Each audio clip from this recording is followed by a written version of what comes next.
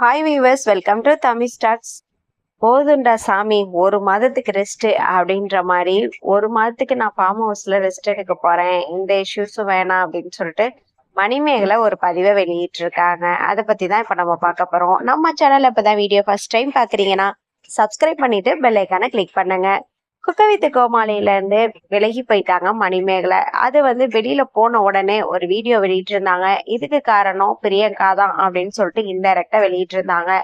இதுக்கான கருத்துக்கள் பாத்தீங்கன்னா மக்களிடத்திலையும் பிரபலங்களிடத்திலையும் அதிகமா வந்துட்டு இருந்துச்சு. அதுல விஜய் டிவிக்கு பிரியங்காவுக்கு ஆதரவா பேசினவங்களுக்கு இவங்க சொம்புன்னு ஒரு பதிவை வெளியிட்டு இருந்தாங்க. இன்டைரக்டா தான், அதுவும் டைரக்டா கிடையாது. அந்த மாதிரி பேசிய நிலையில அடுத்தடுத்த இஷ்யூஸ் இன்னமும் அதிகமாயிட்டு பிரச்சனைகள் அதிகமாயிட்டு தான் இருந்துச்சு. இதுக்கிடையில மணிமேகலை புதுசா கட்டிட்டு வர ஃபார்ம் ஹவுஸ்ல போய் ஒரு மாசத்துக்கு புத்துயிர் பெற்று வருவதாக ஒரு பதிவை வெளியிட்டு இருக்காங்க.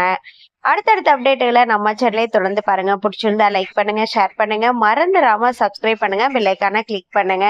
எனக்கு தொடர்ந்து சப்போர்ட் பண்ணுங்க. பாய்.